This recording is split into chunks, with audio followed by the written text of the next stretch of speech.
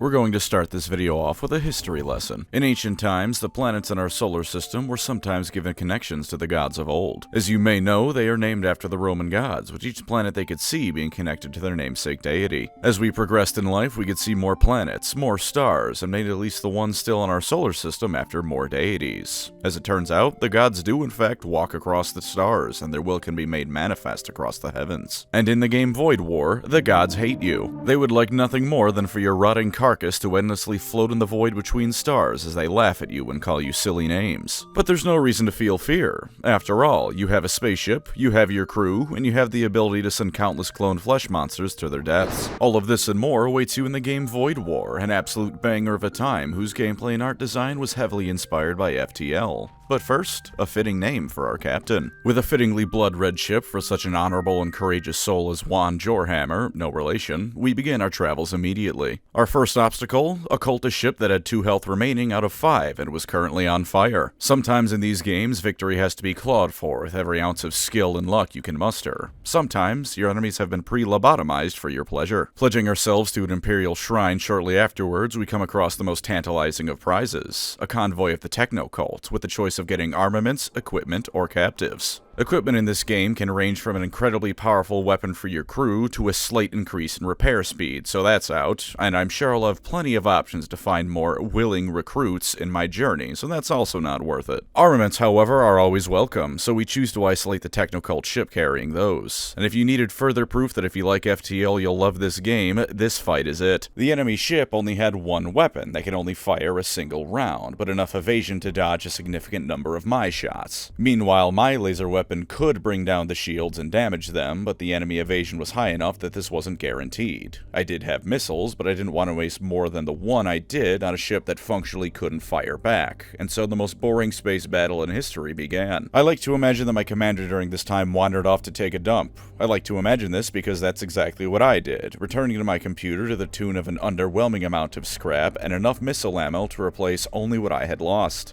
Fantastic. Thankfully, we could gain more from this friendly merchant right here who was perfectly willing to just give up some of his profits to us, after we nearly blew him to hell. The rest of the first sector went smoothly, with our boarders taking down the crews of several ships to loot personally. I like to imagine that it was Mr. Jorhammer doing the actual looting, because I don't think these barely sentient rage people were capable of much beyond beating others to death. There was one instance where the enemy had their own berserker, and since berserkers lower enemy DPS in a room, their numbers nearly got the better of us. But thankfully, my quick thinking and positioning was able to let us smash open their vaults for the goodies within, and after a quick game of Tom and Jerry while the return teleporter was on cooldown, their ship followed not long after. After a quick stop to recruit a demon summoner, we ventured onto the next leg of our journey, a sector controlled directly by the Techno-Cult. While the members of the Techno-Cult certainly seemed to hold a grudge against us for destroying one of their ships, Mr. Jorhammer had a new pair of aces up his sleeve. In addition to being my commander, he's actually a psyker, a term I feel no fear nor shame for using because that's what the game calls them. This allows him to cast magical, otherworldly powers, and because his commander type starts the game with 2 empty slots, we could give him 2 that suit our needs. Between the Demon Summoner and the Berserkers, we already had a fairly strong boarding crew, and so we gave him the powers of Soul Spear and Treasonous Whispers. Soul Spear deals a single damage to an enemy ship as well as the targeted system, and because Psyker powers cannot miss, this will always happen when cast. This makes early game enemy shields absolutely trivial to deal with. Treasonous Whispers, meanwhile, is just mind control.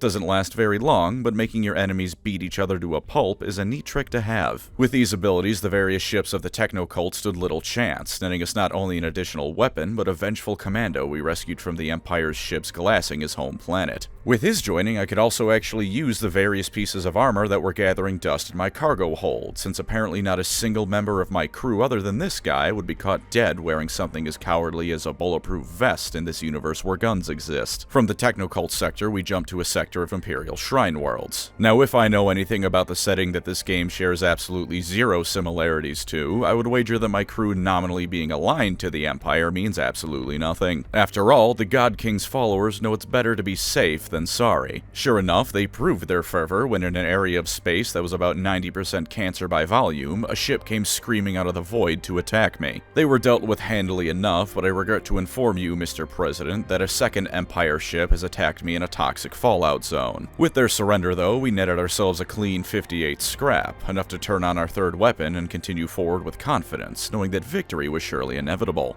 Foreshadowing as a narrative device. After encountering an Imperial warship engaging a cultist one, I decided that helping the Empire out may smooth over the several instances of vandalism, theft, and murder I had committed up to that point. After destroying the cultists and hailing the Imperial ship, we were met with a very warm response. How warm? However warm an artillery battery gets when you fire it. Unfortunate, but hardly life-threatening. For me, anyways. Another encounter with the Empire turned violent afterwards, this time with them deciding that not having paid my tolls meant there was no course for me but death. After a few volleys, they decided to pay me a collector's fee. How thoughtful. Now to zoom out of this little story for a moment, one feature of this game is major threats. These are boss battles mid-sector that are tough but yield great rewards if you defeat them. Mr. Jorhammer, in his infinite wisdom, figured that he'd immediately jump to the one in front of him. Our ship was in perfect condition, we had a decent amount of upgrades, and the run up to this point was fairly simple. How major could this threat really be? You arrive near a large subspace rift. An Imperial Crusade vessel rises from the breach, engines searing with holy purpose. It descends upon you, immaculate, merciless. The God King's will forged into a celestial weapon, and it sees you. Its psychers were the perfect counter to mine, shielding nearby systems from attacks. Given that the system they were guarding were the level 3 shields they had, this meant I was basically unarmed. Even Juan Jorhammer's psychic might was nothing compared to this. Aside from this weird bug thing they boarded me with, the main threat they had, however, was lighting my entire ship on fire at the same time. Sure, this 3-round burst cannon wasn't exactly pleasant either, but the fire did most of the damage not only to my ship and crew, but also my real-life eyeballs. At one point, the nearby star decided to get in on the fun with a solar flare and light even more of my ship on fire. During the game, I was confused because those events affect both your ship and the enemy's, but nothing seemed to happen to the threat. Upon reviewing the footage, the mystery was cleared up. The enemy ship did catch on fire. For about 3 frames. Needless to say, Juan Jorhammer and his ship came to an inglorious end. But is it not in the nature of these roguelikes to give it another try? Another spirited attempt at final victory? Mr. Jorhammer may have faltered, but in his place, a new hero will rise. Enter Lady Ouch, a witch. Whereas the last commander was a blank slate of psyker powers waiting to be filled, Lady Ouch only knows a single one, called Deathbolt. It deals 25 damage to all enemy crew in a single room, and since most enemies are husks with 15 health a pop,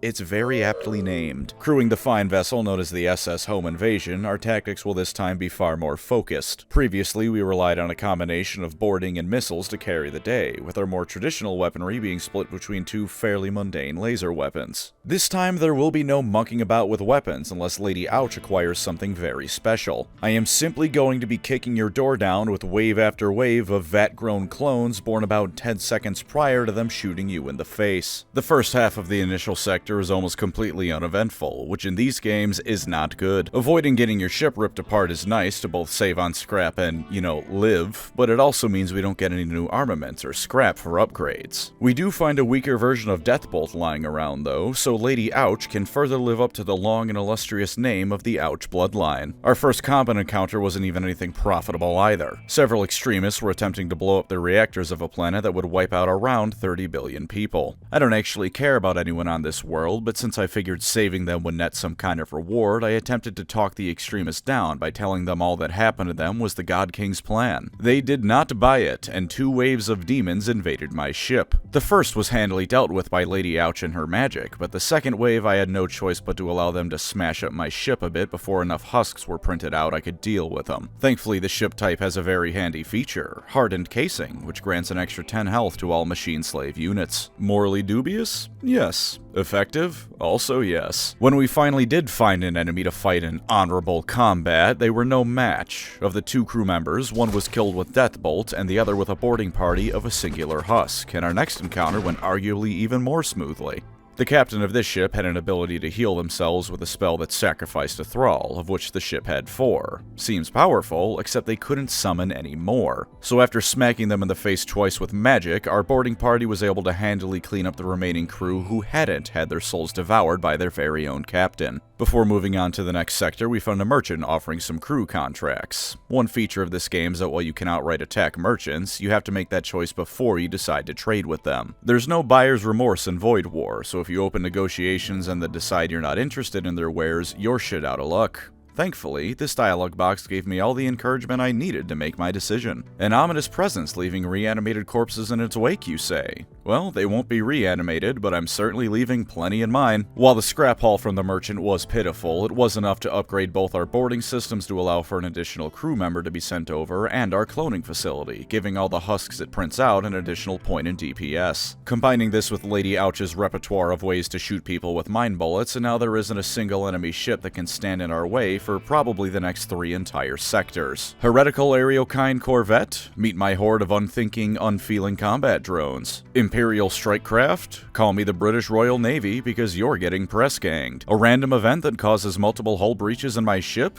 The first man in line plugs the breach with his body, the second gets a wrench to fix it. Hacking our way into a technocult facility, we even managed to steal a desecrated shrine, which has the same plus 10 health effect as our hardened plating but for demonic units instead. The rest of the sector went by swimmingly, even if one ship did manage to damage our cloning systems. A fantastic idea. Unfortunately, they didn't have it until after our boarding party had already launched. Before we head out of this sector, there was one final merchant on our way, and it was of my favorite type, a shaman. They specialize in selling not only crew, but psychic crew, as well as some powers to go along with them. The spells they had weren't of much interest to me, but the 3 necromancers they had? Those were of huge interest. Those are easily my favorite type of crew in the entire game, and this unlucky vessel will explain why. Prior to this, I had been boarding with my vat-grown husks only. Given they're recruited by waiting for about 20 seconds at the start of a battle, they're quite good. Problem is, as good as they are, they do still take some amount of time for all 3 to come back, and you can eventually run out of boarding pods to send in an encounter.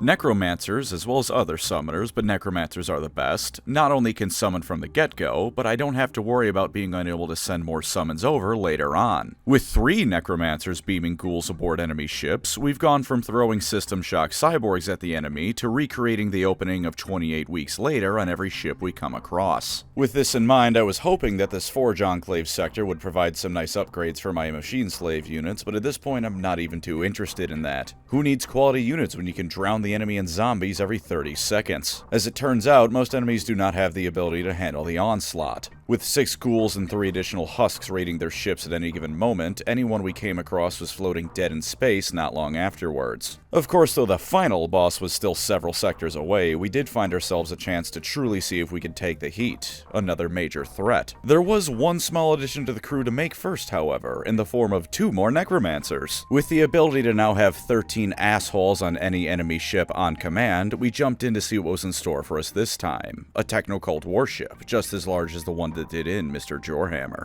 While it didn't light us on fire, and its damaging weapons were fairly small in number, the true terror came from the ion barrage it occasionally fired out. The fight was a brutal war of attrition, but it turned out those 2 extra necromancers were just the boost we needed to save the day. With zombies across their entire ship, I was able to insert the proper husks with more efficiency, boarding them in areas with only a few enemies to focus on while the ghouls absorbed most of the heavy fire. It was by no means a bloodless fight, and the technocultists certainly gave as good as they got. The ghoul assault was hindered as attention needed to be turned inward. At one point the life system was just turned off, and the ship was down to less than half of the health it had when entering the battle. But apparently, reanimated corpses count as demonic units for the desecrated shrine buff, and 10-20 health ghouls take a while to kill, it turns out. Though the fight was hard, we were victorious in the end, netting ourselves over 150 scrap and an ion weapon that, while not the best thing in the game, will certainly be of help in the case that I can't find any more valuable weaponry. Limping our way to an Imperial sector, repairs would have to be the top priority. By this point in the game, as it is in FTL, enemy ships are going to start having some nasty surprises in store, assuming they aren't just plain and simple deadly all around. Thankfully, the first few jumps passed with little fanfare, and upon arriving at a merchant, I realized that this run, even if it failed, would be truly magical. The merchant not only sold us a powerful, if short-ranged, beam weapon, but a second desecrated shrine. As it turns out, the benefits of these stack, meaning every single ghoul I summon onto enemy ships now had 30 health a pop. The biggest problem I now face is that the ghouls are more likely to outright destroy the ship before all of the crew are dead. They can't be controlled unlike the 3D printed husks, so when I teleport 10 onto the ship, they tend to just go completely insane on it. Even if they can't kill the crew before they die, each enemy crew member can only be in one place at once while the rest of the ghouls smash their ship up. But if that's the biggest problem we face all run, then I'm completely content with life, and sure enough, every enemy ship we faced in this sector fell before the zombie hordes. The next sector was supposedly held by some of the fiercest enemies around, warriors of the blood god Oriok. Unfortunately for them, the dozens of reanimated corpses I keep flooding enemy ships with don't have blood. just hatred for the living. The sector yielded no standout awards, but it did supply me with enough scrap to max out my reactor and subsystems. While I did only have enough power left over to supply my laser with energy, there were ways around this. Reducing the energy sent to the husk system when it isn't making new ones can net me some spare power, at least until the husks die. Same for the boarding systems when they're not in use. Alternatively, if I flood the shield systems of whoever bothers me with every single zombie at my disposal, sooner or later it won't matter that all I have is a single laser. This theory would be put to the test almost immediately, as coming up was none other than the final battle of the game. The first few jumps were nothing noteworthy, ransacking a few ships basically for funsies at this point before stopping in a mercenary shop to see if they had any more necromancers.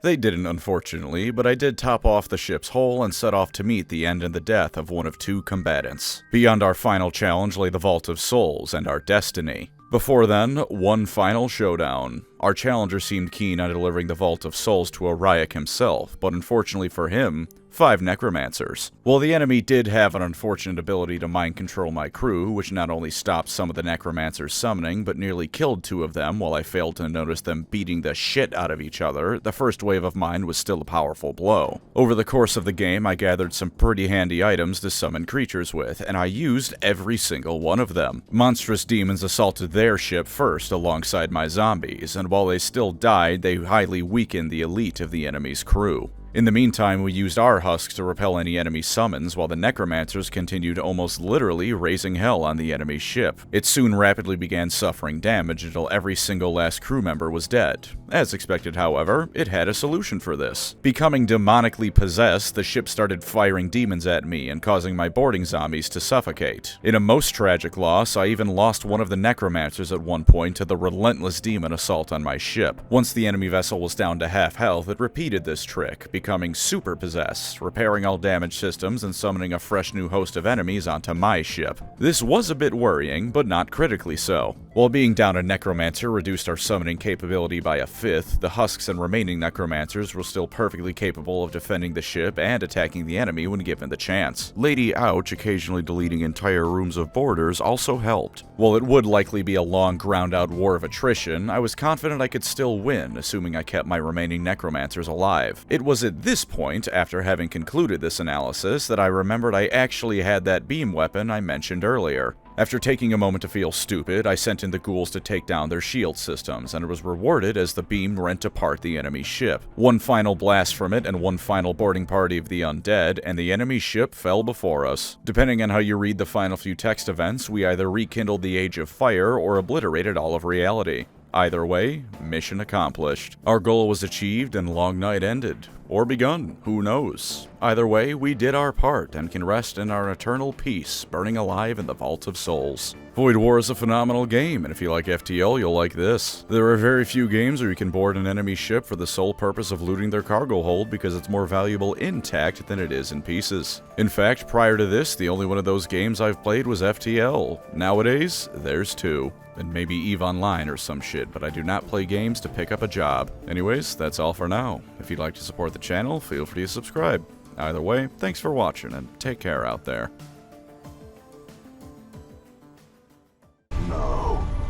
No, somebody tell me this ain't happening. UNSC frigate Grafton, do you copy? The Grafton is dust. We need to get out of here now.